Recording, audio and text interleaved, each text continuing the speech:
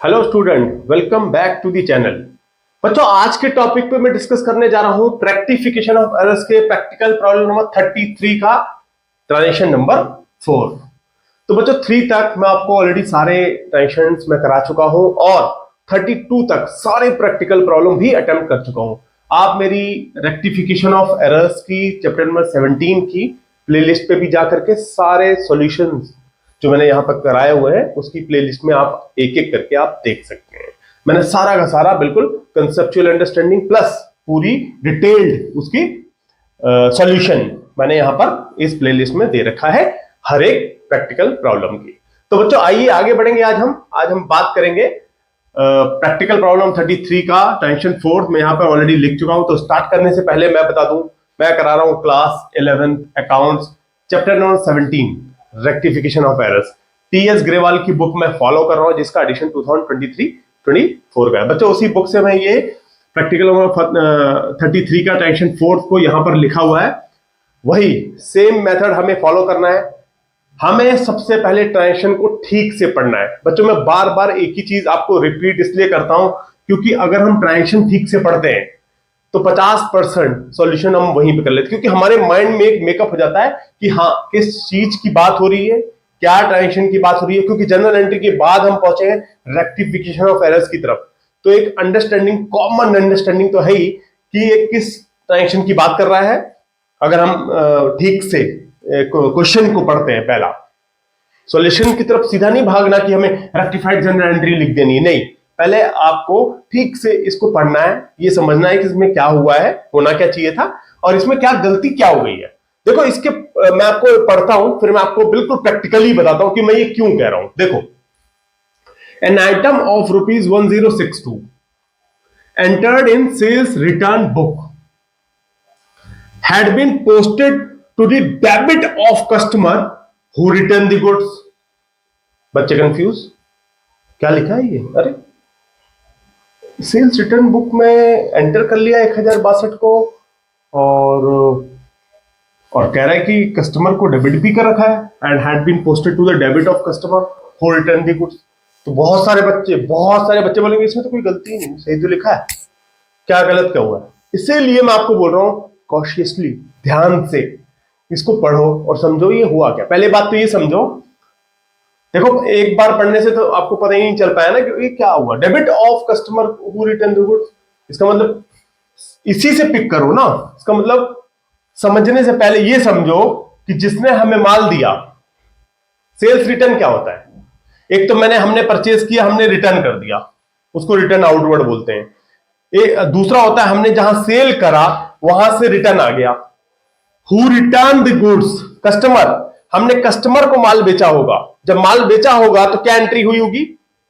Customer account debit to sales.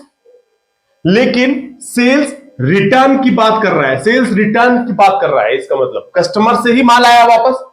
Customer ने बोला कि भाई तुम्हारे माल में दिक्कत है, डिफेक्टिव है, या भाई उसकी कंडीशन मीट नहीं कर रही है, जो हमने बोला था वो नहीं मिल रहा है, उसको वो कुछ कमी नजर आई, इस वजह से उसने हमें रिटर्न कर दिया। पहला पॉइंट यहां ये करना है, कस्टमर से माल वापस आया। अब एक लेवल तक ये समझो कि जब कस्टमर से माल वापस आता है तो उसको रिटर्न इनवर्ड बोलते हैं, सेल्स रिटर्न इनवर्ड बोलते हैं, ठीक है। अब क्या एंट्री होती है उस टाइम, ये सोचो।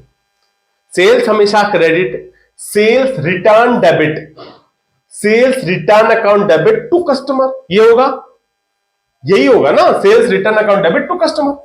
हो क्या गया? Had been posted to the debit of customer who return the goods. अभी भी नहीं समझ में आया? कंफ्यूज्ड? तो आइए उस मेथड से समझते हैं जिसमें मैं आपको बार बार बता रहा हूं। सबसे पहले हम करेक्ट एंट्री, बिल्कुल यही मेथड फॉलो करेंगे बच्चों, तो कोई गलती नहीं होगी आपसे। रॉन्ग एंट्री, क्या हो गया?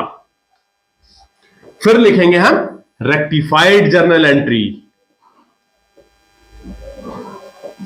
हमें ये आंसर है, हमें एग्जाम में रेक्टिफाइड एंट्री ही लिखनी है, लेकिन रफ नोट में आपको समझने के लिए बनाना बहुत जरूरी है। देखो सेल्स रिटर्न इनवर्ड है, ये तो समझ में आ गया।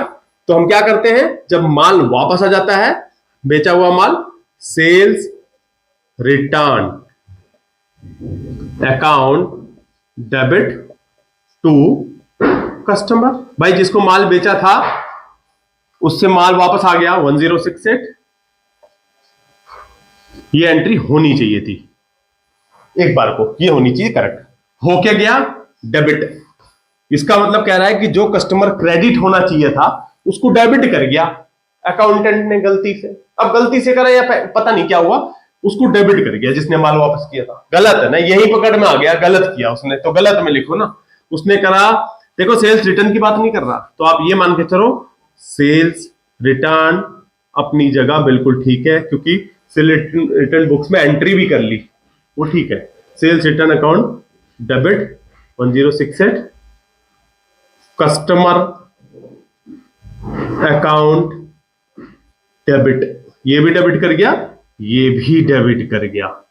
क्रेडिट की अभी कोई बात नहीं हो रही, तो क्रेडिट आप छोड़ दो क्योंकि हमें नहीं पता उसने क्या करा। आप ये सोचो कि जो कस्टमर अकाउंट को क्रेडिट करना चाहिए गलती से डेबिट कर गया, और सेल्स रिटर्न अपनी जगह डेबिट सही है।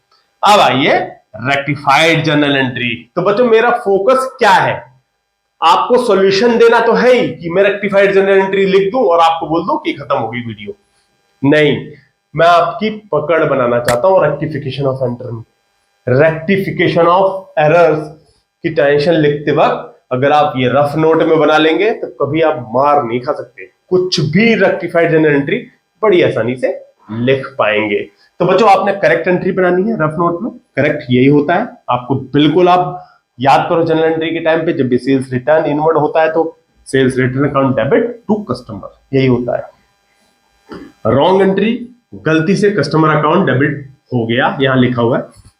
अब रेक्टिफाइड तक पहुंचो, देखो सेल्स रिटर्न अकाउंट डेबिट, तो ये बिल्कुल ठीक है। गलती से ये डेबिट हो गया, होना चाहिए क्रेडिट, होना चाहिए क्रेडिट। अब आपने क्या करना है?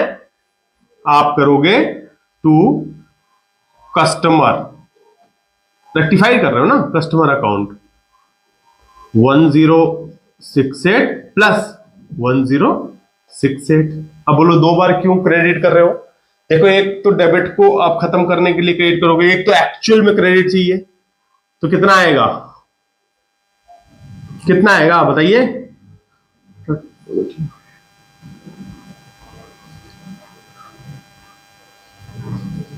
यह आएगा आपका 2100, डबल हो जाएगा मतलब आपका, समझ गए? 2136 रुपए से आप कस्टमर को क्रेडिट कर देंगे। ठीक कर रहे हैं ना, रेक्टिफाइड जर्नल एंट्री लिख रहे हैं। जिसने माल वापस किया था उसको क्रेडिट कर देंगे, क्योंकि यहां गलती से डेबिट हो गया, हमें चाहिए क्रेडिट, तो एक क्रेडिट इसको खत्म करने के लिए एक एक्चुअल में क्रेडिट चाहिए, तो 2136 रुपए से आप क्रेडिट कर देंगे। अब सवाल यह आता है कि जब सिंगल साइडेड एरर हो, क्योंकि यहां पर कस्टमर के अकाउंट में ही सिंगल साइडेड एरर हुआ है, तो हम एक नया अकाउंट खोल देंगे, suspense account debit, suspense account debit 2136। ये रही हमारी रेक्टिफाइड जर्नल एंट्री। आप नरेशन लिखेंगे, उसके बाद हमारा ये complete solution for tension number 4 of practical problem number 33। तो बच्चों मैं उम्मीद ये करता हूं कि इस पैटर्न से, इस टेक्निक से, अगर आप कोई भी रेक्टिफाइड जर्नल एंट्री लिखते वक्त अटेम्प्ट करते हैं इस तरीके से, तो आप कभी मार नहीं खा सकते हैं। तो उम्मीद ये करता हूं कि आपको ये अच्छे समझ में आया होगा। तो please like, share and subscribe. Thank you, thanks for watching.